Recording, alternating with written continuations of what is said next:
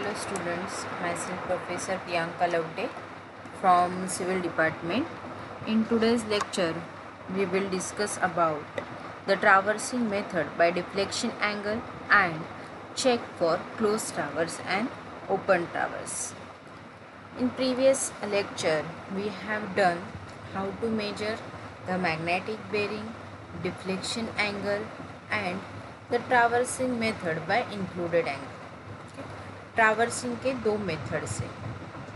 First one is a included angle method and second one is a deflection angle method. जो आज हम लोग देखने वाले हैं वो डिफ्लेक्शन एंगल मेथड देखने वाले हैं. इंक्लूडेड एंगल मेथड किसके लिए यूज़ होता था? क्लोज ट्रावर्स के लिए. ओके, ट्रावर्स में भी दो टाइप है, क्लोज ट्रावर्स, ओपन ट्रावर्स. सभी को पता है, जो हम लोग का बेसिक सर्वे में हम लोग ने पढ़ा है, क्लोज ट्रावर्स किसे कहते हैं एंड ओपन ट्रावर्स किसे कहते हैं. तो ओपन ट्रावर्स के लिए हम लोग डिफ्लेक्शन एंगल मेथड करते हैं, तो क्लोज ट्रावर्स के लिए हम लोग इंक्लूडेड एंगल मेथड करते हैं. ओके, तो हम लोग स्टार्ट करते हैं डिफ्लेक्शन एंगल मेथड से.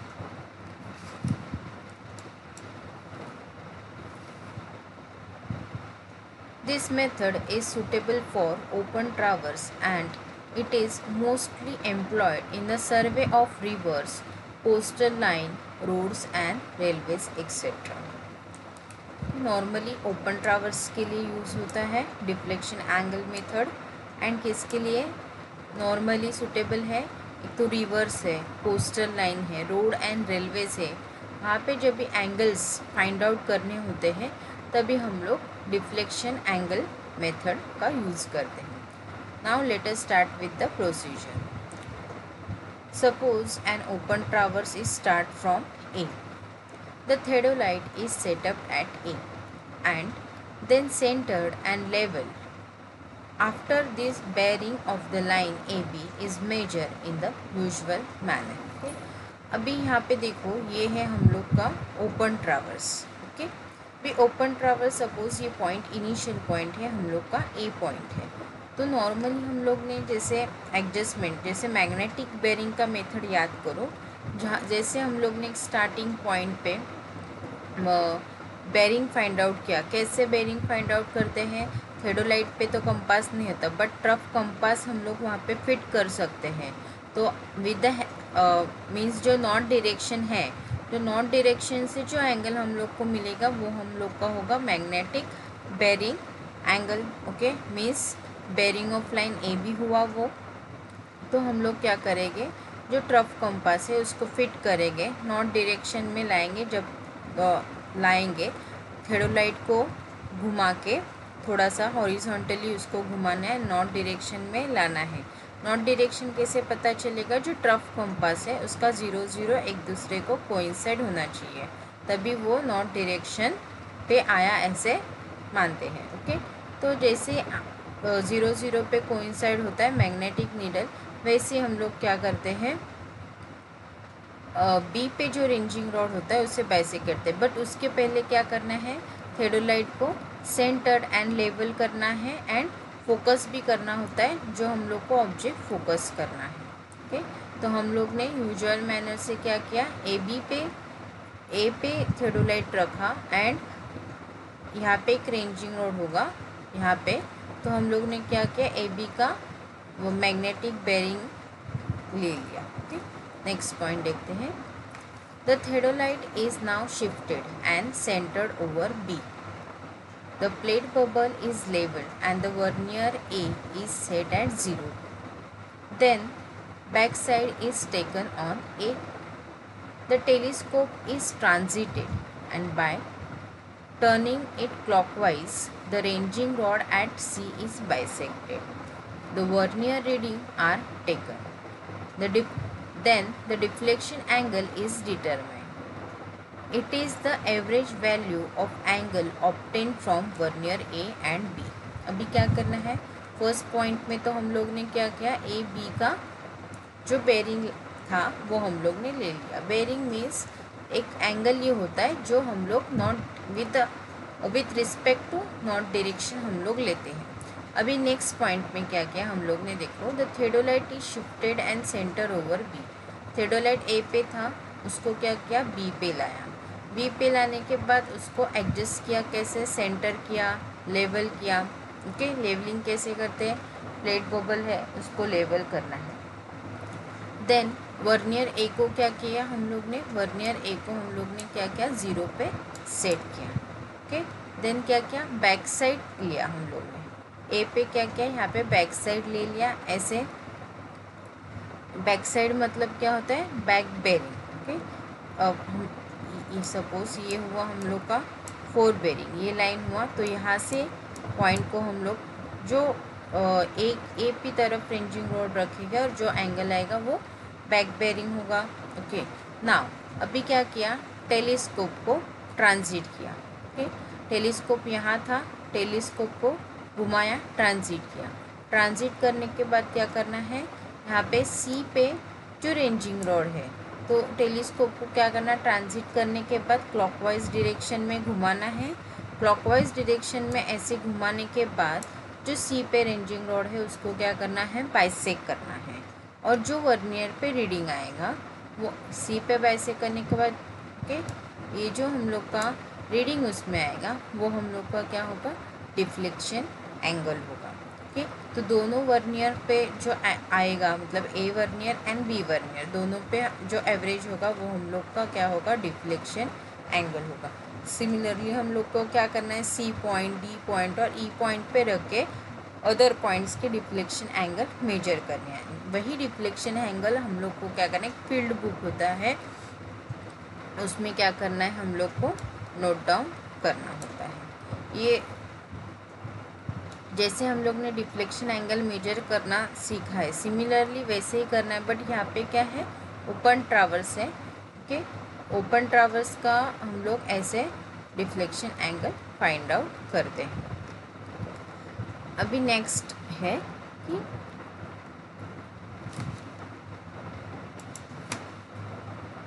Check in close traverse and open traverse. तो फर्स्ट हम लोग देखते हैं check in close traverse. The sum of major interior angle should be equal to 2n-4 into 90। अभी आपको याद रहेगा close traverse and open traverse, जो क्लोज ट्रावर्स के हम लोग ने सम किए हैं किसमें, बेसिक सर्वे में। जो कंपास सर्वे चैप्टर हम लोग ने पढ़ा था उसमें हम लोग ने सम किया, और ये जो चेक है हम लोग ने वहाँ पे भी किए। बट यहाँ पे हम लोग क्या करना है, कंपास की जगह थेडोलाइट के मदद से हम लोग क्या करते हैं, ये क्लोज ट्रावर्स करते हैं। और इसके ऊपर न्यूमेरिकल्स भी है, जैसे हम लोग ने कंपास सर्वे पे किया है, सिमिलरली वैसे हम लोग थेडोलाइट में भी क्लोज ट्रावर्स के सम करने वाले हैं। ओके, तो फर्स्ट चेक नॉर्मली जो हम लोग कंपास में करते थे, सिमिलरली थेडोलाइट में भी सेम चेक है ये दो। The sum of major interior angle should be equal to 2n-4 into 90 degree. Okay, and sum of major exterior angle should be equal to 2n plus 4 into 90 degree where n is the number of sides। Okay, अभी यहाँ पे देखो n मतलब क्या बोला है, number of sides. इसको कितनी साइड है, ये 1, ये 2, ये 3, ये 4 एंड ये 5।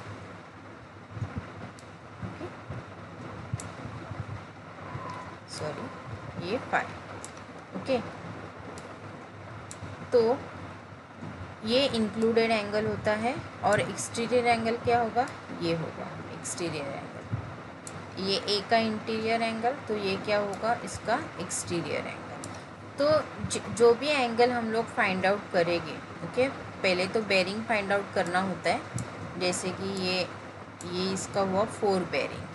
ओके, तो बैक बेरिंग कैसे होगा, बी से अगेन इसका बेरिंग लेना है, ये क्या हुआ उसका बैक बेरिंग, बट किस से, नॉर्थ डायरेक्शन से। ये हुआ इसका 4 बेरिंग, तो बैक बेरिंग क्या होगा इसका, यहाँ से यहाँ तक ये क्या हुआ होगा उसका बैक बेरिंग होगा। ओके, तो with the help of 4 bearing back bearing हम लोग क्या करते हैं, included angle and excluded angle find out करते हैं। अभी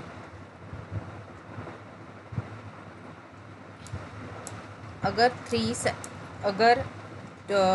4 साइड्स हुए, 3 साइड्स हुए, तो ये डिपेंड होता है कि कितना। अगर 4 साइड्स हुए तो ये कितना आता है, 360 डिग्री आता है।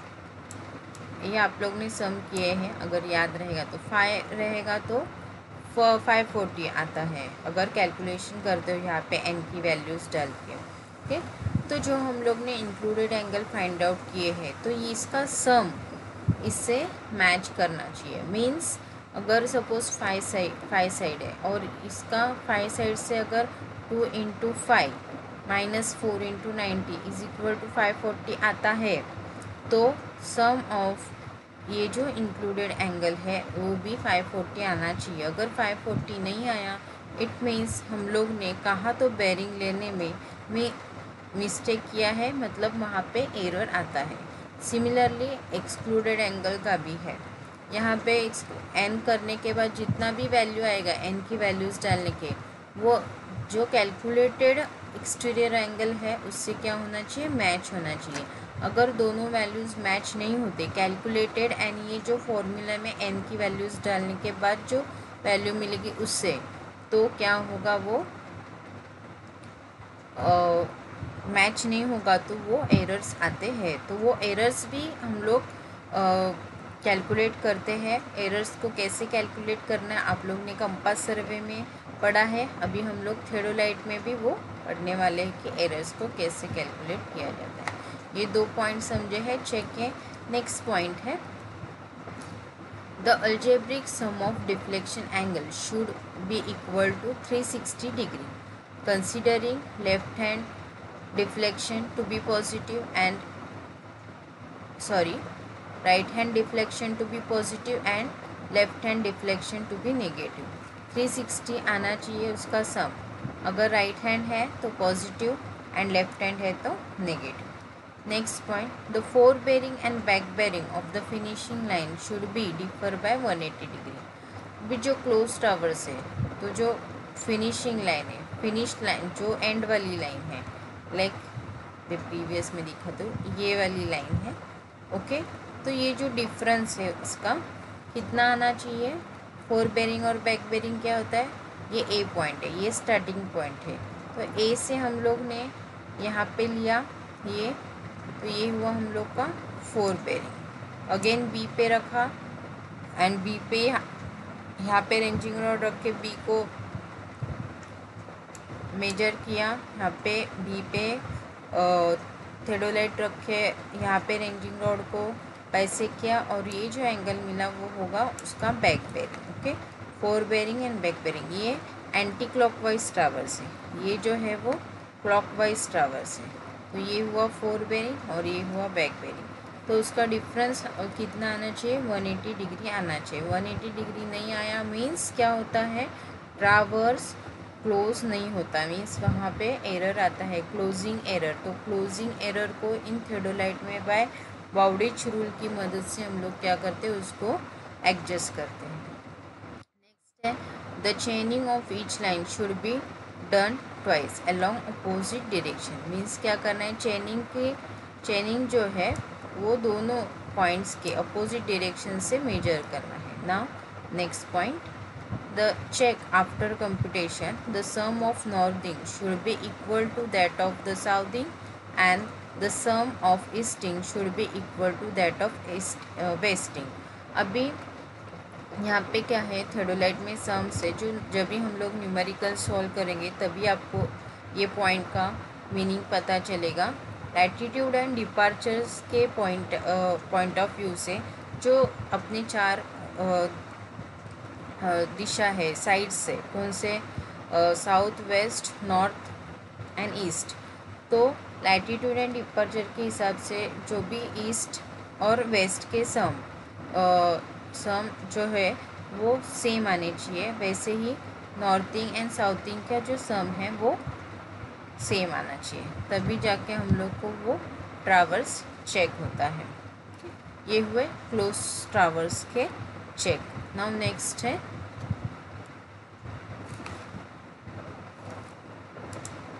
ओपन ट्रावर्स के चेक। ओपन ट्रावर्स का चेक, हम लोग फील्ड पे डायरेक्टली नहीं कर सकते। देखते हैं, in open traverse the measurement can not be check in the field. However, some field measurements are taken in order to ensure the accuracy and determine the errors after plotting the following. The following are the field measurement taken for such a check. Way first है, directly तो नहीं कर सकते but randomly बीच में कौन से points के measurement लेके हम लोग उसको चेक कर सकते हैं। फर्स्ट पॉइंट है टाई लाइन और कट ऑफ लाइन से। अभी suppose ABCDEF is an open traverse. ABCDEF ये क्या है, हम लोग का ओपन ट्रावर्स है। The cut off line AD and DF are suitably taken. अभी यहाँ पे ये दो पॉइंट इजीली मीट हो रहे हैं, AD एंड DF। इसके लिए हम लोग ने क्या उसको कट ऑफ लाइन एज्यूम किया। हम लोग का जैसे ट्रैवल्स होगा वैसे उसके हिसाब से हम लोग वो कट ऑफ और टाई लाइन फिक्स कर सकते हैं। यहाँ पे AD and DF cut off line लिया है। The fore bearing and back bearing of line AD and DF are measure. Fore bearing और बैक बेरिंग लेना सबको पता है, तो ये दोनों लाइन का हम लोग ने fore bearing and back bearing ले लिया। Then the distance is also measure. Okay, जैसे हम लोग फोर बेरिंग बैक बेरिंग लेते हैं वैसे हम लोग क्या करते हैं, डिस्टेंस भी मेजर करते हैं। If after plotting the traverse the distances and fore bearing and back bearing of cut off line is tally with the field measurement then the traverse is said to be correct. Okay, easy है ये। क्या करना है, middle में एक cut off line देना है। कौन से, तो दो पॉइंट इससे अटैच हो रहे हैं, suppose AD and DF। Okay, then distance measure किया, फोर बेरिंग बैक बेरिंग लिया, और जो हम लोग ने एक्चुअली प्लॉट किया है उससे अगर जो fore bearing back bearing and distances है वो अगर टैली हो रहे हैं तो ट्रावर्स कैसे है, करेक्ट है, अदरवाइज उसमें एरर है। ये हुआ टाई लाइन और कट ऑफ लाइन के मदद से चेक किया ओपन ट्रावर्स को। नेक्स्ट है, नेक्स्ट पॉइंट है ऑक्सिलरी पॉइंट। फिर ऑक्सिलरी पॉइंट में करते क्या है, an auxiliary point P is suitably selected on one side of the traverse, then the magnetic bearing of this point are taken from A, D and F. If the traverse and the plotting have been done accurately, then all these bearings must meet at P when plotted from the stations. अभी क्या करना है, एक P है वो suitably एक point है, ये ट्रावर्स है तो एक साइड के ट्रावर्स पे एक ऐसा पॉइंट सिलेक्ट करना है, उसे ऑक्सिलरी पॉइंट बोलते हैं। तो यहाँ पे P पॉइंट सिलेक्ट किया है। नाउ क्या करना है, देन मैग्नेटिक बेरिंग लेने हैं। कहाँ से, A से, D से एंड P से।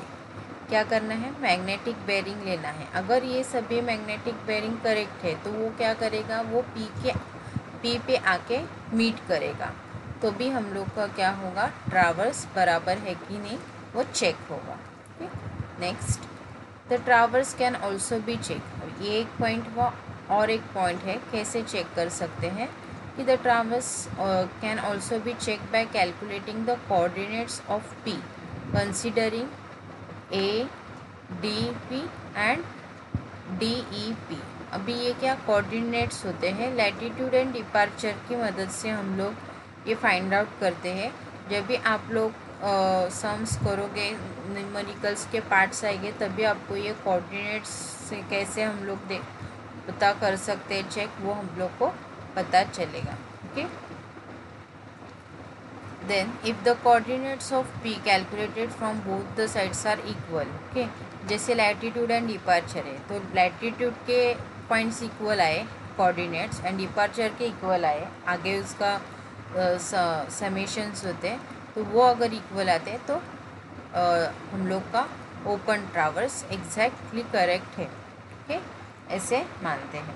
अभी ये जो पॉइंट्स है अगर अभी नहीं समझ में आता है तो आगे जब भी न्यूमेरिकल्स होंगे तो आप लोग ये पॉइंट्स को अगेन रीड करो, पूरे चैप्टर्स को ही अगेन आपको रीड करना है, तभी आपको स्लोली ये पॉइंट्स सब पता चलेगी कि कैसे चेक होते हैं। ओके, अब इसमें किसी को डाउट है तो हम लोग एक डाउट सेशन रखेंगे, तो डाउट सेशन में आप लोग पूछ लेना। ओके, अभी नेक्स्ट जो पार्ट है, अभी तक जो हम लोग ने थियोरी देखा है, नेक्स्ट पार्ट से हम लोग न्यूमेरिकल्स के रिलेटेड थोड़ा थियोरी एंड न्यूमेरिकल स्टार्ट करने वाले हैं कि लैटिट्यूड क्या होता है, डिपार्चर क्या होते हैं, उसके साइन कन्वेंशन कैसे होते हैं। तो यहाँ से अभी जो नेक्स्ट लेक्चर रहेगा वहाँ से जो न्यूमेरिकल्स का थियोरी है वहाँ पे ध्यान देना है।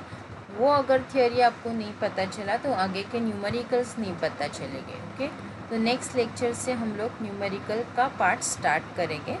इसमें किसी को डाउट होगा तो पूछ लेना, मैसेज करना या मुझे कॉल करना, या अगर हम लोग लेक्चर रखने वाले हैं तभी पूछ। Thank you everyone.